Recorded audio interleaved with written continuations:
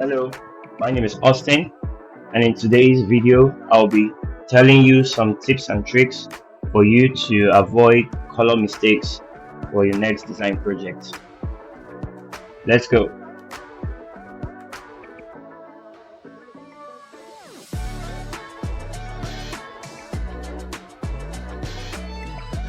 Number one, using too many colors.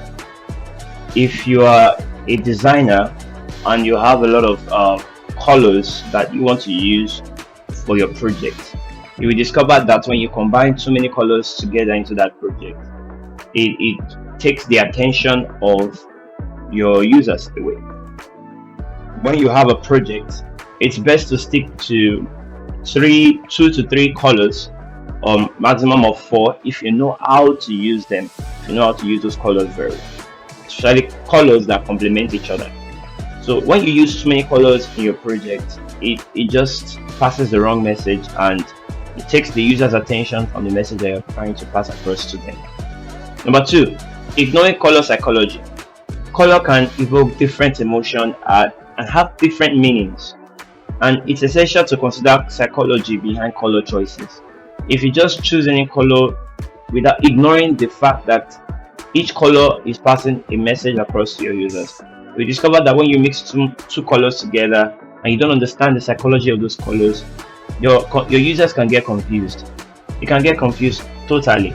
So it's essential to consider the psychology behind color choices. Ignoring color psychology can lead to colors that don't even effectively communicate the intended message, and even it can lead to colors that don't even complement one another. So it's good to understand color psychology before picking any color for your next project. Number three, neglecting contrast. Color can help create a visual interest and make certain elements stand out.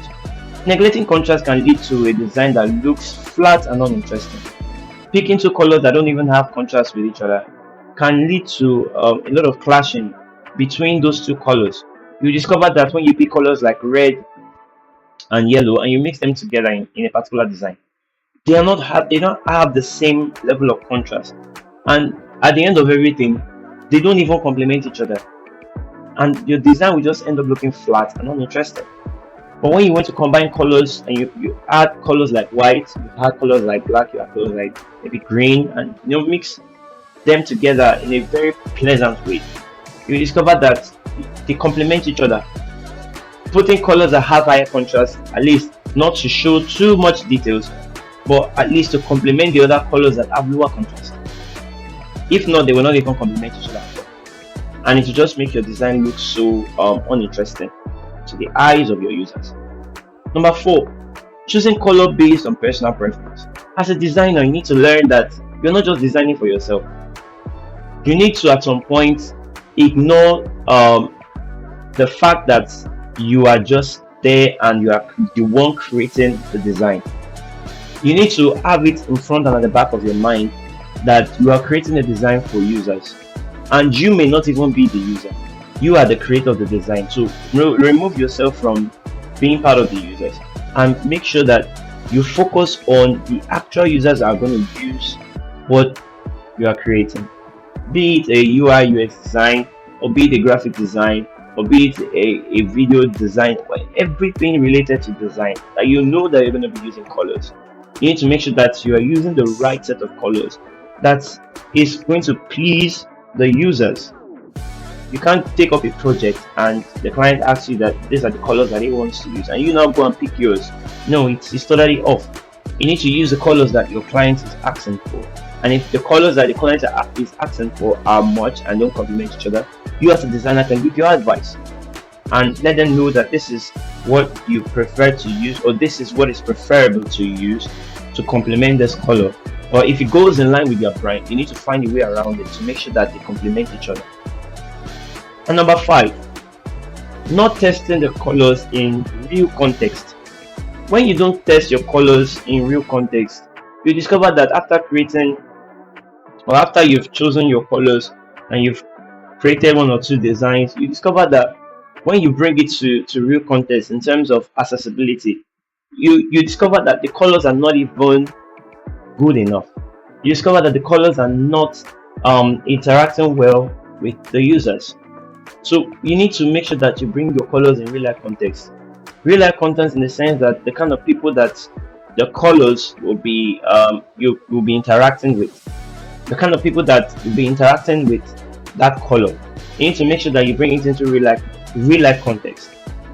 For example, now you want to create, you are creating two sets of designs, one that will be printed and the other one that will be digital.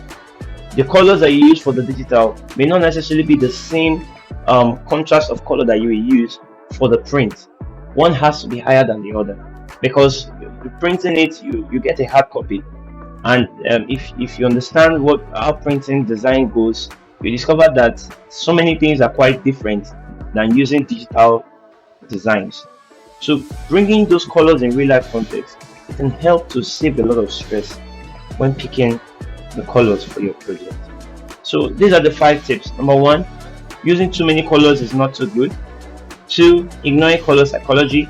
3, neglecting contrast. 4, choosing color based on personal preference. 5, not testing the colors in real life context. So please make sure that you follow us for more videos. If you like this video, comment on this video and subscribe for more videos like this. I'll see you in the next video. Please make sure that you choose the right color for your next project so that you can make your clients happy and your users satisfied. Thank you, and see you in the next video. Bye bye.